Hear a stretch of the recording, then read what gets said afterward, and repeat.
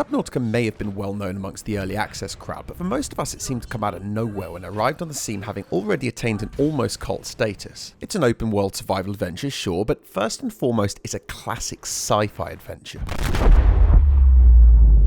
Some people even like to throw words like horror into the ring, but it's not a horror, that's a real misnomer, but we'll get to that in a minute. What it really is an experience, an epic tale that transcends what you've come to expect from the labels that it sits under.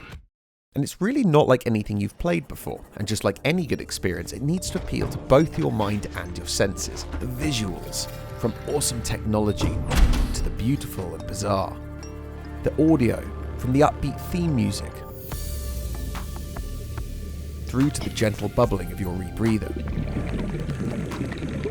All of this combines to spill into the room around you if you turn the lights off. And it's got this modular narrative that, apart from spanning different timelines and being surprisingly deep, is laid out in an innovative way so that it's never really fed to you, but instead you find it in parts. And the more you explore, the more you're rewarded by knowing what the hell's going on. As you piece it together in your own time, in your own order, the result is a fairly unique and personal experience. Something incredible just happened. It might sound at first like such a story couldn't possibly be rich or engaging, but you have to trust me and the legion of fans that could not be further from the truth. This is a really, really good game and you should not let it pass you by if you can avoid it. Let's just get stuck in with what I consider one of the best bits of the game in case you hadn't picked that up already. The story. From your humble beginnings as an evacuee to the sheer scale that your journey and its secrets compel you to follow. So you've been ejected from a spacecraft, knocked out cold, and climb out of your survival pod to find that you're in the midst of a vast expanse of peaceful blue sea. Yeah, peaceful, yeah. 0 human life signs detected. You can tell from the pod and, well, the burning spacecraft that this is an adventure set in tomorrow's world. It's pretty futuristic, but in a grounded way. Having survived the descent with very few tools at your disposal, you begin by gathering simple resources scattered from the ship on entry. Your sole companion when you land is a PDA, a powerful AI built by your employers, the Altera Corporation, which is recalibrated upon landing with one goal in mind. This PDA has now rebooted in emergency mode with one directive: to keep you alive on an alien world. It's a pretty cool sci-fi trope and we've seen it before, the unflappable AI serving as both companion as well as a tool.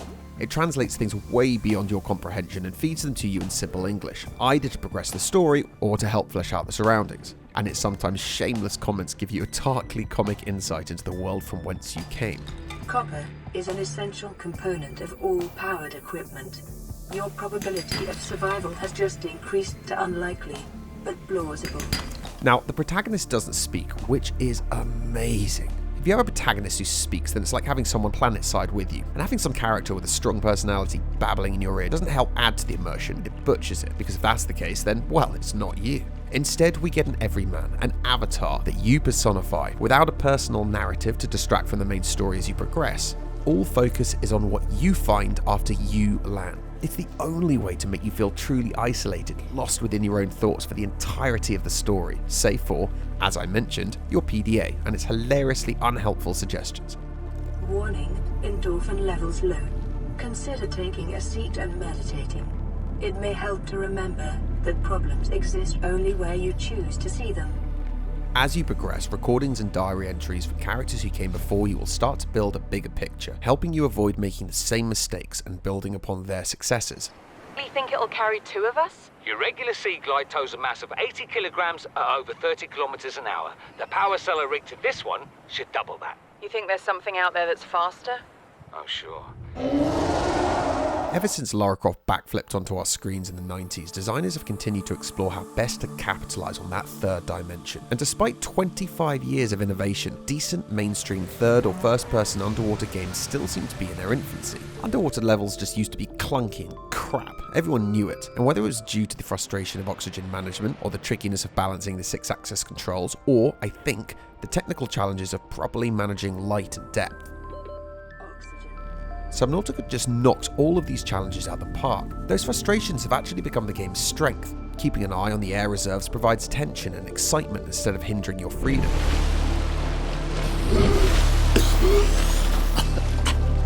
Encouraging the use of heavy tools and equipment to expand your reach. The game largely does away with animations of climbing in, or more importantly, out of vehicles, which may seem odd, or even a cheap design choice, but actually it serves very well to limit your disorientation when moving between the 3D spaces. And the lighting. Oh goodness me, the lighting. Clearly Planet 4546b rotates faster than Earth because, as we come to expect from games these days, an in-game day lasts about 20 minutes, 5 of which plunge the world into darkness. Aside from the practical advantages of making hay while the sun shines, early game introduces you to the beauty of a world that's lit by a diverse range of bioluminescence. These elements serve not just as eye candy, but as you push deeper and deeper, the sunlight is suppressed more and more, and your reliance on the glowing flora and fauna is ramped up as you use it to navigate the murky depths. Some areas might radiate pink, and others might be seeped in blue, and all become waypoints to your knowing eye as you see them emerge from the darkness.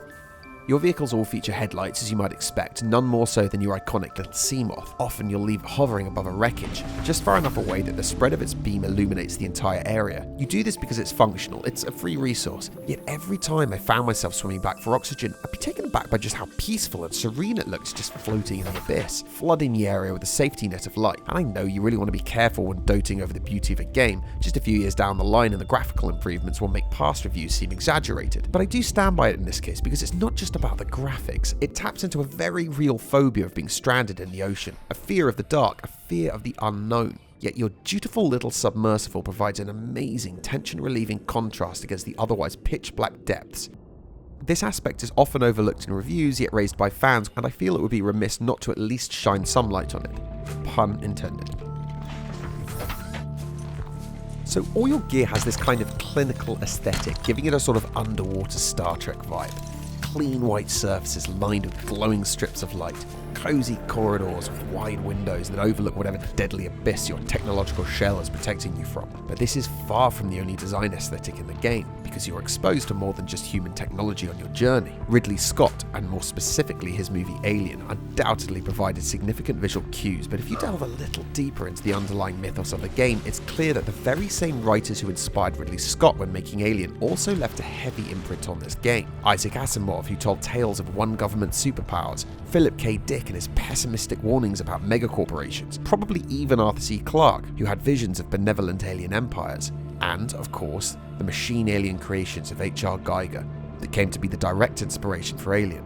I was truly taken aback by quite how enjoyable and frankly well constructed the world building of Subnautica is. There aren't hundreds of hours of lore to work your way through like in some games, it's hardly slim pickings either, but for the most part the entries consist of concise bite-sized documents that give almost whimsical glimpses into the state of the human race, from the Mongol space gates to the corporate community that floats among the stars where your particular mission originated from. You don't have to read much or any of it, but it really doesn't take very much to begin to absorb yourself into the futuristic world that is Subnautica.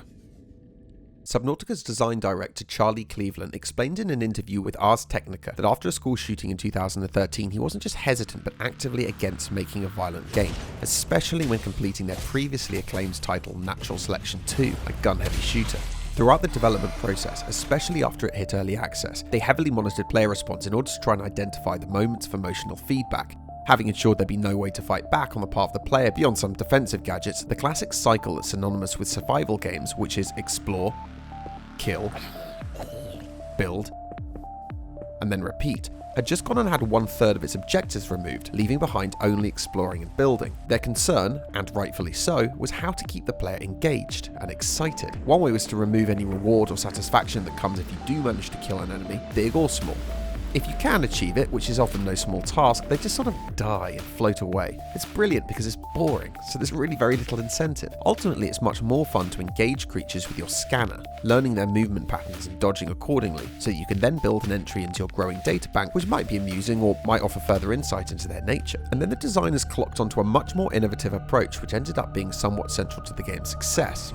What if you make getting attacked by a creature fun and exciting? No one wants to shit a brick, but if you're going to have to, at least make it the most badass brick you ever let go. Depending on how you traverse the world depends on how the attack might play out, but at no point will you be able to shake off the tension of moving through hostile water because even your largest of vehicles sit some way short of the top of the food chain. As you progress, you of course expand your arsenal of tools, and in doing so you buy yourself extra layers of protection. So while the scarier, more dangerous biomes tend to come later in the game, so too does your more advanced equipment. This largely results in ongoing tension as you progress, although I think most players players would widely agree that the fear does tend to dissipate in the game's final chapters as questions give way to explanations, which ultimately purges the dark abyss of some of its more intimidating mysteries. There are few things in all my years of gaming that flood my veins with a sense of relief more than hearing the words, "Welcome aboard, Captain," as you slip into the armor-clad shell of one of your machines. Primarily, your vehicles serve as mobile oxygen refill stations. Your vehicles may suffer from crush depth limits. Warning, maximum depth reached. Hull damage imminent.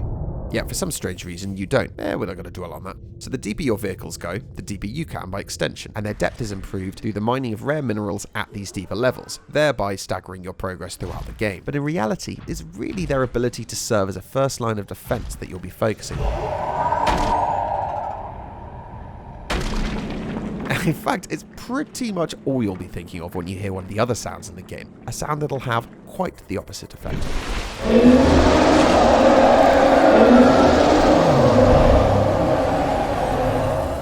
Or the other sound, which is pretty much the most unnerving warning that you've reached the edge of a map in gaming history. Warning, entering ecological dead zone. Adding report to databank.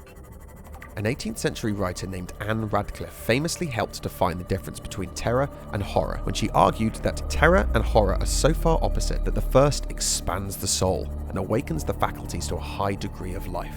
The other contracts, freezes, and nearly annihilates them. I know that sounds pretty complicated, please don't quit the video quite yet. All that means is, terror is the constant fear that you're going to experience something scary, and so you continue to feel the thrill of being on edge. Horror, on the other hand, is literally experiencing that scary event. So jump scares are horrifying. You jump. Adrenaline slaps you in the face, and you're horrified. But the build up to that jump scare, the ongoing dread that is coming, that is terrifying. I raise this because the horror genre often relies on just that, horror, jump scares, people getting killed in grim ways, one after another to satisfy the audience. But the greatest of horror film directors have been working on balancing the two for years, drip feeding you terror and using horror sparingly to both excite you, Wanna play hide and clap? but also to inspire terror for the remaining 99% of the runtime. They all have their own way of doing it, but from 18th century writers through to 21st century game developers, intertwining horror and terror is a universal concept that only the best get right. I feel strongly that Subnautica absolutely nails this concept. Is Jurassic Park a horror? Maybe. But really, it's so much more than that. Always tense. Often exciting. Where's the goat? And occasionally scary as shit. It's the same with Subnautica. It uses that constant fear of the unknown to inspire terror. Always worried about what might be hidden in the darkness deep down over the next ocean ledge. Or within audible range, but out of your eyesight. But the most convincing reason of all that Subnautica is not a horror game is because nothing that can scare you is scripted. Not a single jump scare in the entire game. Not one. The scariness is an almost unintentional side effect because it doesn't ever go out of its way to horrify you. You just never know what you might bump into as you navigate the murky waters. It wraps you in this constant thick atmosphere that has you dial your senses up to 11. You can actually have a pretty peaceful journey if you don't wander off the path. But it's a survival game, it's made for the curious, just like the proverbial cat. If you wander too far, too quick, you can run into something that will leave you pretty bloody traumatized, and the game has become famous for it. But here's the thing, it'll drive you to improve your tech, to wrap yourself in armor. You'll choose to scavenge the safe areas for resources, not because some little objective box told you so in your menu, but simply so you can better protect yourself in the not so safe areas. You can actually complete the game without much of this equipment, but you'll inevitably find yourself pushing your luck because you want to, because you're keen to uncover the secrets, to dive deeper, to find more, to build a bigger, better base, and you'll want to mitigate the fear of dying while you do so. Horror is used sparingly so that tension takes center stage, providing the constant thrill without punishing you with a heart attack every 5 minutes. But I will say, if and when that heart attack comes, good luck.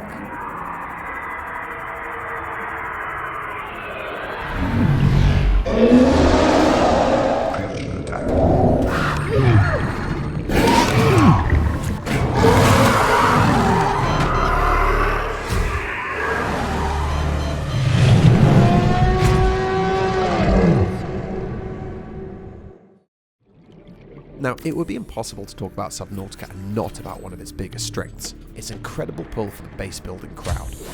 Warning, emergency power only. Being that it's a survival base, the options are at first relatively simple, but finding abandoned structures will allow you to expand your blueprints, which results in a base that grows in line with your needs, and as more rooms become available. You'll revel in the funky, unsynchronized designs that grow organically as you're forced to favor function over fashion.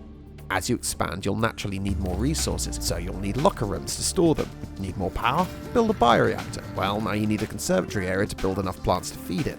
You don't have to, but it looks nice. And you have spare titanium, so why not? And this room has an amazing view of the kelp forest. Might as well pop a window or two in. Actually, this is lovely. I think I'm going to fill this room with windows. That looks awesome. Want to make a bed? Oh, come on, a bed deserves a bedroom.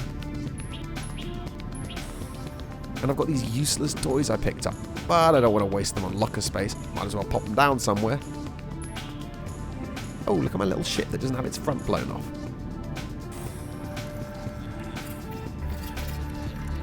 And I suppose I can make a lab and kind of integrate some tools with the workbenches.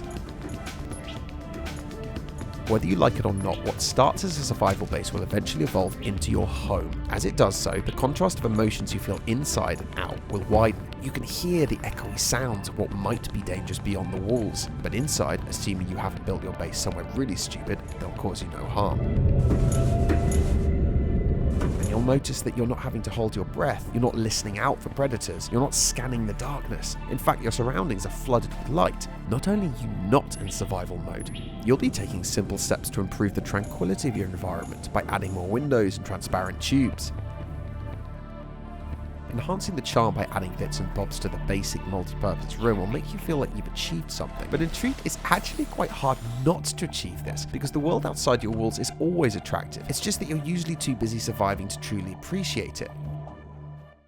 Having played through more than once, I chose to include mods in this particular run. These are only aesthetic or interface changes, such as upping the default 5-item hotbar to 12 or adding a snap function when placing items, with nothing that changes the story. My first and favourite playthrough took me about 200 hours and was actually played on a gamepad without a single mod. So for those considering playing on an Xbox or PlayStation, I can assure you they are in no way essential, but are nice to have if you have the option. In fact, while the mouse does make aiming and selecting easier, as is often the case in gaming, a gamepad actually offers improved item swapping via the D-pad, and so each platform does offer minor advantages in this regard. But if you are on a PC, the mods are exceptionally simple to add and I think would be wise to consider on your first run.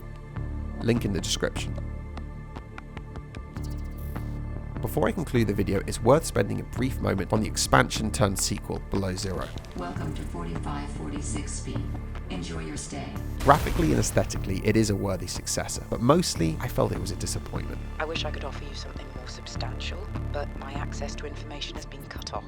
Featuring a different character and a different story, it comes 10 years after the events of the first game. The game itself was released just 1 year after the completed version of Subnautica, and it feels more like an expansion pack than a sequel because despite the colourful and twisting biomes, the expanded base building, the faster paced story, and some of the wonderful set pieces, ultimately more was removed from the game than was added, most notably the tension. The development team altered some of Subnautica's most iconic elements by choice, possibly to make it appeal to a larger crowd. One example was replacing the masterful sound and music design by Simon Chilinsky with newcomer Ben Prunty.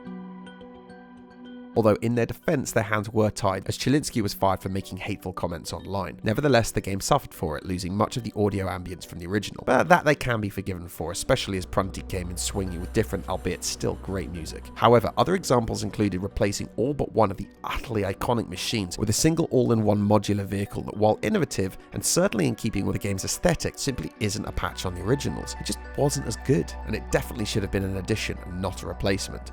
The creatures, again, are a key part of this world. In fact, if you know what you're looking for, you'll see them on the back of nerdy t-shirts at comic conventions. From reapers to sea dragons, people love them. Unknown worlds were onto a good thing, and yet off the back of their success, they clearly felt they had more to offer. It might have been a noble mindset, but it's such a shame. And the replacements were, well, just so disappointing. Usually being shoved down your throat at key story locations so they're unavoidable, which shatters their mystique. The main character, a young woman searching for her sister, is perfectly likeable. I'll find my way back. In fact, you'll probably find her quite endearing. She's kind of a badass and her mission is a noble one. But as I described earlier, her character is the game's undoing. She's tough, she's cheeky, and she talks big when the rest of us will be tight-lipped and terrified. Holy smokes! That did not go as planned. And she also has another character who speaks in her ear, which I won't spoil in case you choose to play it. I suspect this was done to dampen some of the tension on purpose and make the game more accessible for a wider community, but when Capcom took this route with Resident Evil 5 and finally 6, shifting from their classic horror roots all the way to full-fledged action, audience feedback was so abysmal that it almost wiped out the series, but Unknown Worlds seemed to have missed the memo.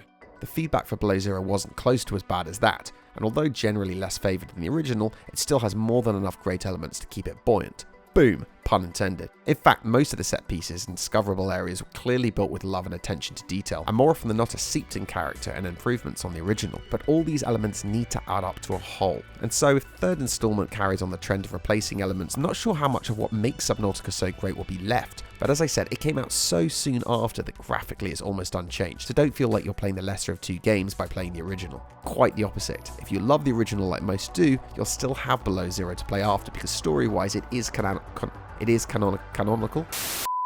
canonical sequel, and excitingly, the third game is already in the pipeline.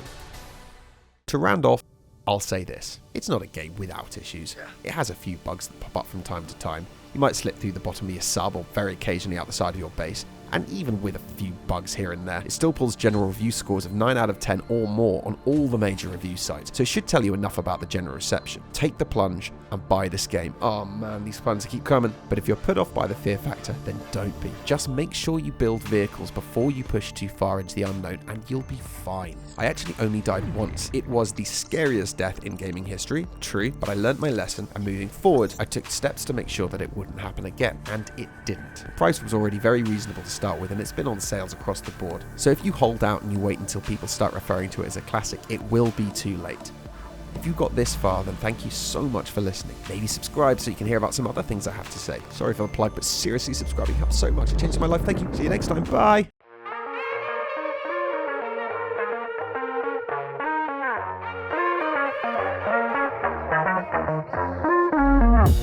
Thank you.